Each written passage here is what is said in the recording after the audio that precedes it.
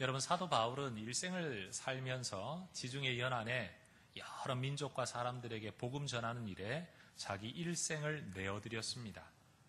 많은 교회들을 설립하면서 그는 언제나 외쳤던, 자기가 전했던 핵심 내용이 있는데 그 내용이 바로 오늘 본문에 기록되어져 있습니다.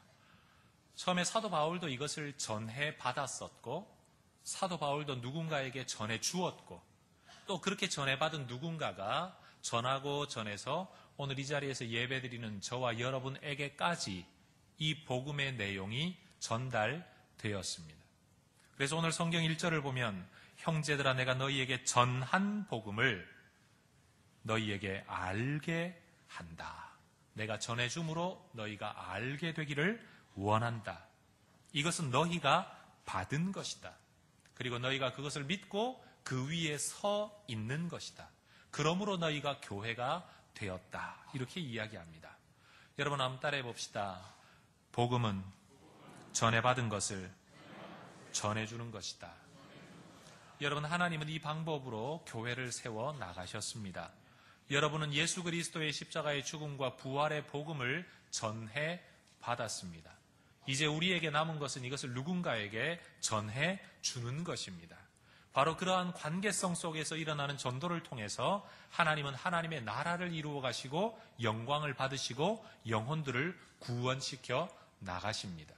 오늘 우리에게 이 복음을 전해주는 결단이 새롭게 되새겨지기를 축원합니다. 여러분, 오늘 성경을 보면 그렇게 우리가 전해받았고 전해주어야 할 복음의 핵심이 무엇인가를 아주 간략하게 정확하게 기록하고 있어요. 3절과 4절은 이렇게 말하죠. 그리스도께서 우리 죄를 위하여 죽으시고 장사 지낸 바 되셨다가 성경대로 사흘 만에 다시 살아나셨다. 여러분, 복음이 무엇이냐라고 사람이 질문하면 우리는 이렇게 대답해야 합니다. 그리스도께서 내 죄를 위하여 죽으셨다. 그리고 장사 지낸 바 되셨다가 사흘 만에 육체로 살아나셨다. 여러분, 이것이 복음입니다. 복음은 예수님이 죽었다는 사실만이 아니에요. 죽고 살아나심이에요. 그것도 육체로 죽고 육체로 살아나신 이 이야기가 복음의 정수입니다. 그러니 여러분, 그리스도께서 우리 죄를 위하여 죽으셨다. 육체로 장사 지낸 바 되셨다. 육체로 사흘 만에 살아나셨다. 그런데 이것은 우연찮게 일어난 일이 아니라 성경이 그렇게 되어지도록 예언했던 내용이다. 여러분, 우리에게 이 복음이 확고하게 자리 잡기를 축원합니다.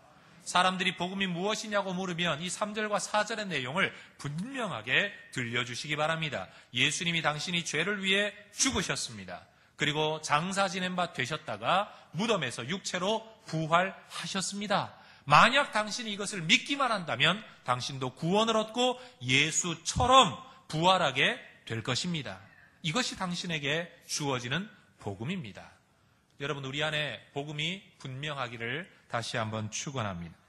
근데 많은 사람들은 예수님의 부활을 잘 믿지를 못합니다. 이런저런 나름대로의 이유 때문에, 자기 나름의 논리 때문에 예수의 부활을 믿지를 못합니다. 어떤 사람 말하죠. 아니, 예수님의 빈 무덤을 발견했다는 여자들이 엉뚱한 무덤에 가가지고 착각한 거 아니냐.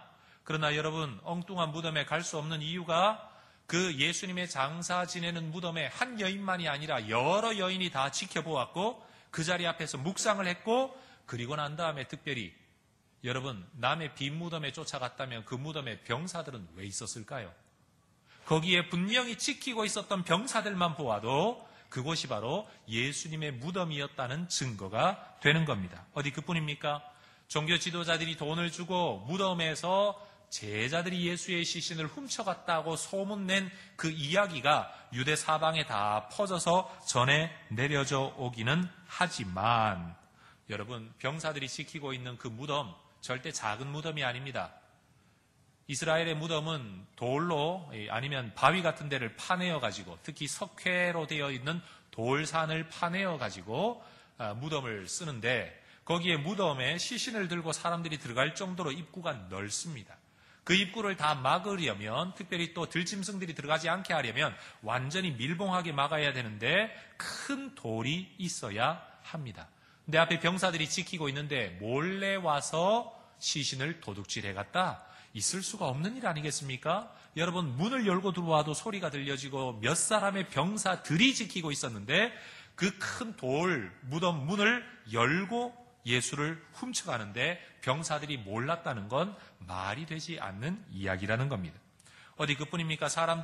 많은 사람들이 예수의 거짓 환상을 보고 아니면 너무 예수를 사랑한 나머지 환각작용에 의해서 예수가 부활했다고 이야기하는 것 아니냐, 그렇게 말씀하는 분도 있지만 오늘 특별히 성경을 보면 예수의 부활하심을 목격한 사람들은 한두 사람이 아니었습니다.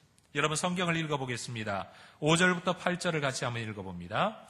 게바에게 보이시고 후에 12 제자에게와 그 후에 500여 형제에게 일시에 보이셨나니 그 중에 지금까지 대다수는 살아있고 어떤 사람은 잠들었으며 그 후에 야고보에게 보이셨으며 그 후에 모든 사도에게와 맨 나중에 만삭되지 못하여 난 자 같은 내게도 보이셨느니라. 여러분, 최소한 예수 그리스도의 부활을 목격한 사람은 500명이 넘는 일반 성도들과 그리고 12 제자에게 보이셨습니다.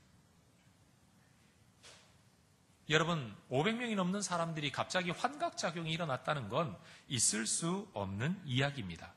더군다나 사도 바울이 강력하게 말하기를 그 500여 명 중에 거의 대부분의 사람들이 지금도 살아있다 라고 이야기하는데, 이 편지를 받은 고린도 교회 성도 어느 누구도 사도 바울의 이 말에 대하여 반박할 수 없을 만큼 허다한 증인들이 있었다는 사실입니다. 여러분, 그렇지만 이런 식으로 예수님의 부활을 논증한다고 해도 아마 믿지 않는 사람, 믿지 않으려는 사람들은 나름대로의 이유와 반박 내용이 있을 것입니다. 어떤 사람들은 예수님을 쌌던 세마포를 발견했다. 이것을 어떻게 해보니까 예수님의 형상이 나왔다. 아니면 나는 예수님의 피를 발견했다. 나는 예수님의 묻히셨던 무덤을 발견했다. 이런 여러 가지 이야기들이 있긴 하지만 여러분, 제가 개인적으로 생각하기에 예수 그리스도의 부활에 대한 가장 분명하고 강력한 증거는 물증이 아니라 예수를 부활 이후에 만나고 변화되어진 사람들입니다.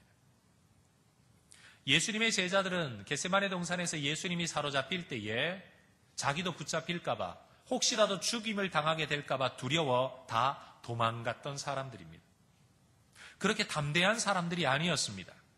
그러나 우리는 사도행전을 통해서 알 수 있듯이 예수님의 부활을 목격한 이후의 제자들은 공회 앞에서나 사람들 앞에서나 길거리에서나 예수는 그리스도라고, 예수는 부활하셨다고 자기 목숨을 걸고 외치는 자로 변화되었습니다. 여러분, 시신을 도둑질했다면 거짓말을 위하여 그렇게 담대해질 수 있을까요? 거짓말을 위해 자기 목숨을 내어놓을 수 있을까요? 아니면 환각을 해서 잘못 봤다면 여러분, 내가 정말 바로 본 게 맞을까? 아마 그렇게 자기 스스로 의심하지 않았겠습니까? 그런 일을 위하여 누가 자기 목숨을 내어놓는단 말입니까? 그러니 여러분, 예수님의 12 제자만이 아니라 물론 가룟 유다를 빼고 나중에 제자된 사람을 포함해서 예수님이 다닐 때 함께 다녔고 예수님을 보았던 사람 중에 또다시 부활하신 예수님을 만나 12 제자가 구성된 이후에 이 사람들은 하나같이 자기 목숨을 내어놓고 예수 부활의 증인이 되었다는 사실입니다. 그러니 여러분, 오늘날에도 이 불신 세상 속에서 예수님이 부활하셨다는 사실을 보여줄 수 있는 최고의 증거는 예수님이 역사적으로 살았다, 이런 또 다른 물증들이 아니라 부활하신 예수를 만난 우리 삶의 변화가 가장 큰 부활의 증거인 줄로 믿습니다. 사도 바울이 되기 전에 사울일 때에 예수 믿는 자들을 다 붙잡아 핍박할 때에 그는 기독교를 연구했습니다. 도대체 예수쟁이들은 뭘 믿냐, 뭘 가르치냐, 뭐가 잘못됐냐, 우리가 믿고 있는 유대 경전의 근거에서 볼 때 뭐가 문제가 있고 무엇이 이단적인 사상인지를 그는 철저하게 연구했습니다. 그렇기 때문에 사울은 바울이 되기 이전부터 기독교 신앙의 핵심 진리를 머리로는 알고 있었습니다. 예수 믿는 것들은 맨날 예수님 보고 하나님의 아들이래. 예수 믿는 것들은 예수님이 죽었다가 사흘 만에 부활했다고 말을 해. 이게 말이 되는 이야기야? 그래서 예수 믿는 자들을 사로잡으려고 다메섹까지 길을 가고 있는 중에 길에서 놀라운 현상을 경험하게 되죠. 갑자기 밝은 빛이 비추고 눈이 멀게 되고 큰 소리가 들리는데 옆에 있는 사람들은 말소리로 못 듣고 무슨 천둥 소리처럼 들었는데 바울의 귀에는 사람의 소리가 들리는 거예요. 어떤 소리였죠? 사울아 사울아 네가 어찌하여 나를 핍박하느냐. 여러분, 사도 바울은 바리새파였습니다. 유대교 종파 가운데 바리새파는 천사와 영적 존재를 믿는 사람들이었습니다. 그러니 사도 바울은 그런 교리를 믿고 있는 사람이었기 때문에 지금 이 현상은 무슨 천사 또는 신비한 체험의 영역인가 보다 생각을 하고 질문합니다. 주여, 누구십니까? 분명 사람의 소리는 아니에요. 위로부터 들려오고 있어요. 그래서 위로부터 다시 한번 소리가 들리죠. 나는 네가 핍박하는 예수다. 여러분, 그 짧은 순간에 사도 바울의 머리는 복잡해졌습니다. 자기가 알기에 예수는 십자가에 못 박혀 죽었습니다. 그런데 지금 소리의 주인공은 누구라고요? 자기를 예수라고 말하고 있습니다. 예수는 지금 죽었습니까? 살아있습니까? 이 목소리가 정말 진실이라면 예수는 살아있는 거예요. 그런데 지금 이 목소리가 곁에서 누군가가 사람이 말하는 소리가 아니라 하늘에서 들려오는 소리라는 것을 바울이 알고 있기에 이 예수가 살아있는데 그냥 살아있는 게 아니라 예수가 어디에 살아있어요? 하늘에 살아있는 거예요. 지상적 존재가 아니라 천상적 존재로 살아있는 거예요. 그 순간 머리는 복잡해졌겠죠. 예수라는 분이 정말로 예수쟁이들이 말하는 것처럼 하나님의 아들인가 보다. 그 순간 머리로 알고 있었던 예수에 대한 지식이 사도 바울에게 믿음으로 자리 잡고 말았습니다. 그는 정말로 죽었다가 사흘 만에 부활하였고 그는 예수쟁이들이 말하는 것처럼 정말로 하늘로 승천하여 하나님 보좌 우편에 앉으신 정말로 하나님과 같은 존재. 이게 사도 바울의 삶을 완전히 바꿔놓은 겁니다.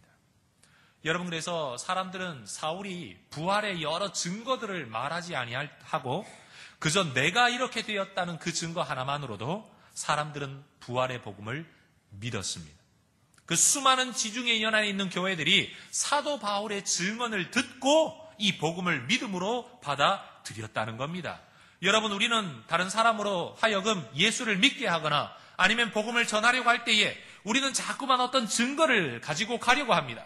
성경 지식을 가지고 가려고 하고 내가 돈 벌고 잘 되어서 복받은 모습을 가지고 다른 사람에게 예수를 전하려고 하지만 사도 바울은 자기의 지혜도 자기의 지식도 자기의 출신 배경도 아니면 자기 어떤 물질도 가져간 게 아니라 예수를 만나 변화된 내 삶 자체, 그것을 바로 믿음의 증거로 내세웠습니다.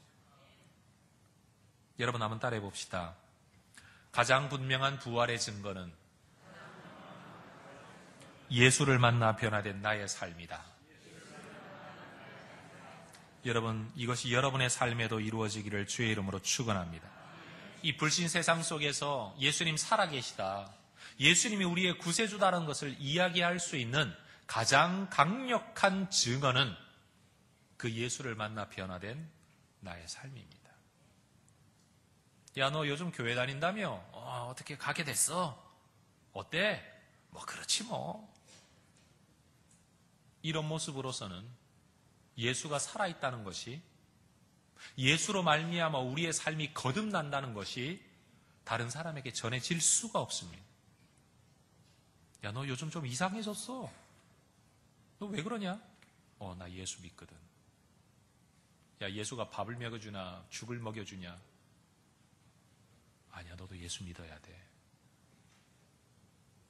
여러분, 다른 사람들이 당장 복음을 받아들이지는 않더라도 그 믿음으로 말미암아 변화된 우리의 삶 때문에 야, 예수 믿는 게 뭘까? 신앙이라는 게 뭘까? 다시 생각하게 됩니다. 돈을 줘서 교회를 오겠습니까? 위협을 해서 교회를 오겠습니까? 교회를 온다고 한들 누가 그 마음속에 진정한 믿음을 넣어줄 수 있겠습니까? 전 이 자리에서 예배드리고 있는 우리 혜성의 모든 가족들이 우리 스스로가 바로 부활의 증거와 증인이 될 수 있기를 소망합니다. 또 다른 손에 뭔가를 쥐거나 머리에 또 다른 뭔가를 집어넣어서가 아니라 있는 그대로의 우리의 모습 속에 예수를 만난 흔적, 예수를 만난 증거들이 드러나게 될 때 바로 주님은 우리를 통하여 누군가에게 복음을 전해주실 것이고 그들로 하여금 복음을 전해받게 하실 것입니다. 그러니 여러분, 부활은 기독교 신앙의 핵심입니다. 이 부활이 이렇게도 중요한데 사도 바울이 고린도 교회 편지를 써보내면서 안타깝고 답답한 마음이 있었습니다. 왜냐하면 12절을 보십시오. 그리스도께서 죽은 자 가운데서 다시 살아나셨다 전파되었거늘 너희 중에서 어떤 사람들은 어찌하여 죽은 자 가운데 부활이 없다 하느냐. 너희 가운데 어떤 사람들, 교회에 다니고 있으면서도 어떤 사람들이 부활이 없다고 자꾸 말하는 거예요. 아이들 말로 하면 미치고 폴짝 뛸 노릇이죠. 그렇게 이야기하고 그렇게 전해서 교회가 세워지고 하나님의 성도들이 되었는데 그 중에 어떤 사람들이 예수 부활을 믿지 못한다는 이야기를 전해 듣고 바울이 편지를 쓰는 겁니다. 여러분, 바울은 굉장히 논리적인 사람입니다. 그런데 여러분 집에 가서 15장을 한번 읽어보십시오. 같은 내용이 2번, 3번 반복되어져요. 논리적으로 첫째, 둘째, 셋째 이렇게 편지를 쓰는 게 아니고 앞에 이야기가 뒤에 나오고 뒤에 이야기가 그 뒤에 또 나오면서 바울이 굉장히 감정적으로 격앙되어져 있는 상태로 이 글을 썼다는 것을 알 수 있어요. 오늘 혹시 이 자리에도 부활을 믿지 못하는 분들이 혹시라도 계신다면 오늘 이 사도 바울의 이야기를 잘 한번 들어보시기 바랍니다. 여러분, 하나님을 믿고 예수를 믿는데 부활을 못 믿겠다. 여러분, 있을 수 없는 신앙의 모순입니다. 사도 바울이 보기에 부활신앙이라는 것은 여러 신앙 내용 중에 믿어도 되고 안 믿어도 되고 어떤 예수 믿는 사람은 믿을 수 있고 어떤 예수 믿는 사람은 안 믿을 수 있는 내용이 아니라 누구나 믿어야 될 기독교 신앙의 핵심이라는 거예요. 같은 교회를 다녀도 여러분 가운을 입을 거냐 말 거냐, 예배 형식은 이렇게 할 거냐 저렇게 할 거냐, 이건 옵션입니다. 말 그대로 선택할 수 있어요. 이런 방법 저런 방법을 취할 수 있어요. 그러나 이 믿음에 동의하지 않는다면 절대로 교회가 될 수 없고 성도가 될 수 없고 구원을 받을 수 없는 핵심 진리가 있는데 그게 뭐다? 그게 바로 부활신앙이라는 겁니다. 사도 바울은 이런 논리를 전개합니다. 만약 첫 번째, 부활 자체가 없다면, 부활이라는 것이 존재하지 않는다면 그리스도의 부활도 없어야 한다. 성경 13절을 보십시오. 만일 죽은 자의 부활이 없으면 그리스도도 다시 살아나지 못하셨으리라. 15절은 뭐라고 말합니까? 만일 죽은 자가 다시 사는 일이 없으면 하나님이 그리스도를 다시 살리시지 아니하셨으리라. 16절에도 만일 죽은 자가 다시 사는 일이 없으면 그리스도도 다시 살아나신 일이 없었을 것이다. 똑같은 내용을 3번이나 바울은 지금 탄식하며 반복하고 있습니다. 부활이 없다면 그리스도의 부활도 없다. 두 번째, 그리스도의 부활이 없다면 어떻게 되느냐? 14절을 보십시오. 그리스도께서 만일 다시 살아나지 못하셨으면 우리가 전파하는 것도 헛것이요 너희의 믿음도 헛것이다. 따라합시다. 부활이 없다면 우리의 믿음은 헛것이다. 그렇게 말해요. 15절을 보세요. 또 우리가 하나님의 거짓 증인으로 발견되리니 우리가 하나님이 그리스도를 다시 살리셨다고 증언하고 있는데 그리스도의 부활이 없다면 우리는 거짓말쟁이다. 너희들은 거짓말을 믿고 있는 거다. 그리스도의 부활이 없다면 우리의 모든 신앙, 교회는 다 가짜다. 그런데 단순히 세상에서만 거짓말이 되는 게 아니다. 우리의 믿음이 완전히 무용지물이 되고 만다. 왜 그러하냐? 세 번째, 그리스도의 부활이 없다면 17절입니다. 그리스도께서 다시 살아나신 일이 없으면 너희의 믿음도 헛되고 너희가 여전히 죄 가운데 있을 것이다. 따라합시다. 부활이 없으면 속죄가 이루어질 수 없다. 우리는 예수님이 십자가에 못 박혀 죽으심으로 우리의 죄가 용서받았다고 이야기를 하는데 여러분 생각해 보십시오. 예수님이 우리의 죄를 대신해서 십자가에서 죽으셨다. 그런데 그 이후에 아무 일도 일어나지 않았다면 예수님은 죽음의 권세 아래, 죄의 권세 아래 여전히 있는 겁니다. 예수님이 죽음의 권세를 이기지도 못하고 죄의 권세를 이기지도 못했다면 여러분, 예수님이 우리를 대신해서 죽으셨다고 한들 여전히 우리는 죄 권세 아래 있는데 어떻게 우리에게 구원과 속죄가 이루어질 수 있겠습니까? 우리의 구원이 완성되어지려면 예수님이 우리의 죄를 짊어지고 말 그대로 죽으셨다가 육체로 사흘 만에 부활하심으로써 예수님이 죄의 권세를 이기시고 죽음의 권세를 이기심으로 우리에게 비로소 죄가 극복되어지는 겁니다. 비로소 우리의 죄 문제가 해결이 된다는 거예요. 그러니 예수의 십자가의 죽음과 부활은 언제나 함께 있어야 우리의 구원이 완성된다는 겁니다. 그러니 만약 그리스도께서 다시 살아나신 일이 없으면 너희는 여전히 죄 가운데 있는 거다. 죄 가운데 있는 자가 어떻게 하나님을 볼 수 있느냐? 죄 가운데 있는 자가 어떻게 천국에 들어갈 수 있느냐? 죄 가운데 있는 자가 어떻게 하나님을 아버지라고 부를 수 있느냐? 우리가 믿고 있는 모든 신앙의 내용이 다 무용지물로 돌아가고 만다는 겁니다. 네 번째로는 그런 믿음을 가지고 그런 속죄의 고백을 가지고 구원받은 신앙인이 이 땅을 살 때에 만약 그리스도의 부활이 없다면 우리가 희생하며 믿음으로 살아야 할 이유가 뭐가 있느냐? 바울이 그렇게 이야기를 해요. 성경 30절에서 32절 제가 읽어보겠습니다.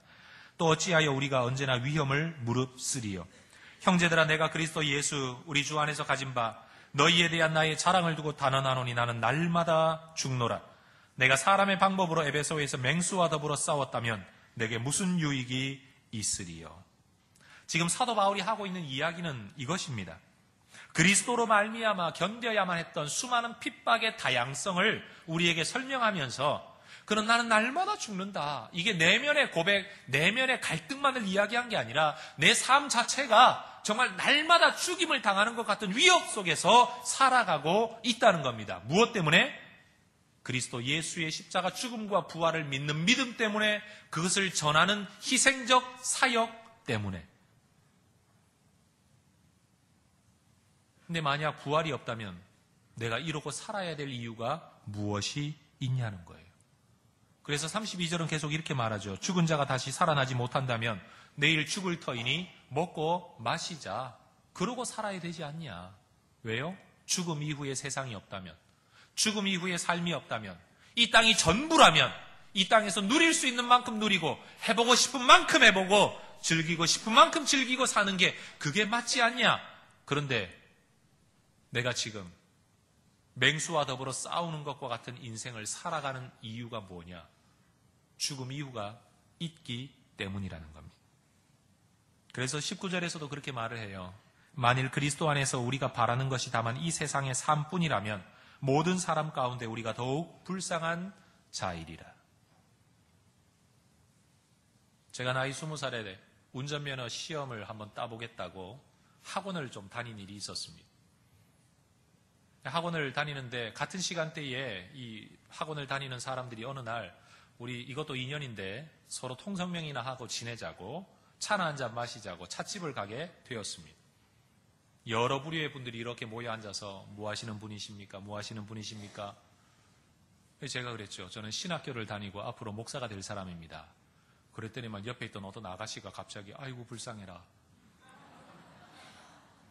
아이고 불쌍해라 그러는 거예요. 그래서 제가 웃으면서 뭐가 불쌍합니까? 아니 이렇게 좋은 세상에 할 거 못하고 누리는 거 못 누리고 그 알지도 못하는 두꺼운 성경 그거나 맨날 연구해가지고 그걸 사람들한테 이야기하면서 일생을 보낸다는 게 그게 얼마나 불쌍한 일이냐고. 그래서 제가 대답을 했죠. 저한테는 기쁨입니다. 그랬더니 그러니까 진짜 불쌍하죠.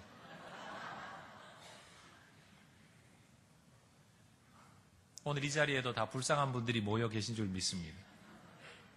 사도 바울이 말하는 거예요. 우리가 바라는 것이 다만 이 세상의 삶뿐이라면 우리는 정말 불쌍한 사람이다. 왜요?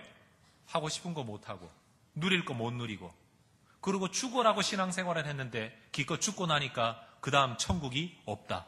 내세가 없다. 상급도 없다. 영생도 없다. 그럼 일생을 속아서 산 거죠. 근데 바울이 이야기하는 게 핵심이 무엇입니까? 정말 불쌍하다는 뜻인가요? 불쌍하지 않다는 겁니다. 이 세상뿐이라면 불쌍하겠지만 이 세상이 전부가 아니기 때문에 나는 이렇게 산다는 겁니다. 이것이 의미가 있다는 겁니다. 여러분, 우리가 믿음 안에서 행하고 있는 순종, 오늘 이렇게 주님 앞에 모여드리는 예배, 때로는 하나님의 말씀 때문에 내 마음이 하고 싶은 대로 다 하지 못하는 인내와 자기 절제의 삶, 그런 것들은 절대로 불쌍한 일이 아닙니다. 하나님께서 반드시 갚아주실 줄로 믿으시기 바랍니다. 왜요? 부활이 있기 때문에. 여러분, 이 세상에 존재했던 모든 사람들은 다 부활합니다. 다 부활합니다. 근데 문제는 뭐냐? 예수를 믿고 예수 십자가의 죽음과 부활을 믿었던 사람은 영원한 천국의 삶을 위하여 부활하고, 그것을 믿지 않았던 사람들은 영원한 지옥에서의 삶을 위하여 부활하게 됩니다. 친히 예수님 말씀하시기를 그곳에서는 구더기도 죽지 아니하느니라. 죽고 싶어도 죽을 수 없는 또 다른 형태의 삶이 영원한 불로 소금 치듯 하는 너무 고통스러운 처절한 삶이 그곳에 있는데, 그것을 위하여 다시 살아나게 된다는 겁니다.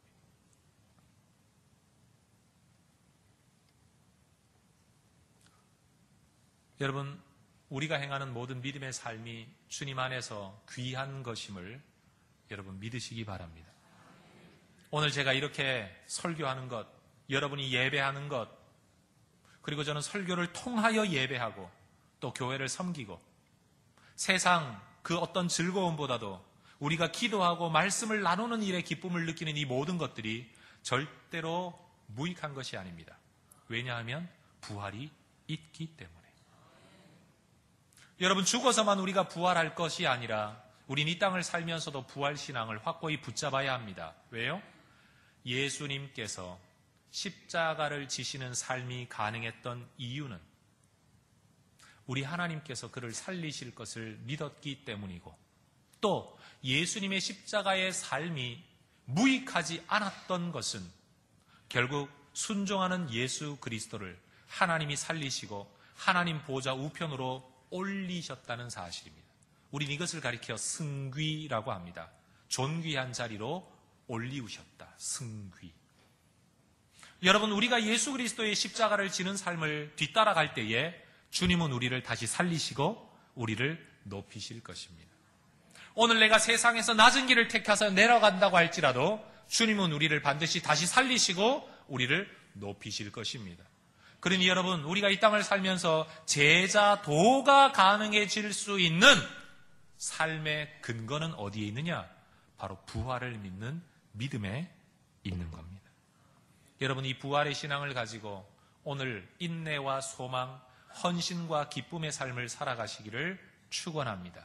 세상 속에서 내가 인정하고 받아들이고 싶지 아니하는 현실에 맞서서 살아야 하는 우리가 그래도 꿈을 꿀 수 있는 이유는, 내가 이 땅에서 사는 것은 기껏해야 수십 년이지만 내가 이 땅에서 주어진 이 삶을 기쁨과 감사함으로 십자가를 지듯이 받아들여 순종하는 삶을 살게 된다면 몇십 년과는 비교할 수 없는 영원한 삶을 부활 가운데, 생명 가운데, 상 가운데 우리 주님과 더불어 살 수 있다는 믿음 때문인 것입니다.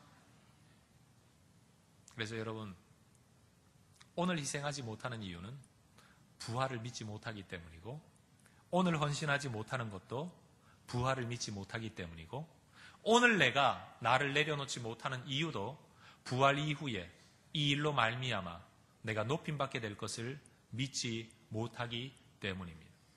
사도 바울이 탄식하며 말하기를 너희 중에 어찌하여 부활이 없다 하느냐, 이 탄식을 했던 것처럼 저는 오늘 여러분에게 이렇게 탄식하고 싶습니다. 부활의 신앙이 우리에게 강하게 자리 잡지 못하면 어떠한 신앙의 덕목도 우리는 지켜낼 수 없고 순종하는 삶을 살아갈 수가 없다. 왜 저 사람은 안 하는데 나는 해야 되느냐? 그것을 할 수 있는 힘은 어디서 오느냐? 부활하게 될 것을 믿기 때문에, 부활 이후에 내게 주어질 것을 믿기 때문에 다른 사람과 비교하지 아니하고 내 길을 걸어갈 수 있는 겁니다. 우리 모두에게 이 부활 신앙이 견고히 자리 잡을 수 있기를 주의 이름으로 축원합니다. 함께 기도합시다. 하나님 감사합니다.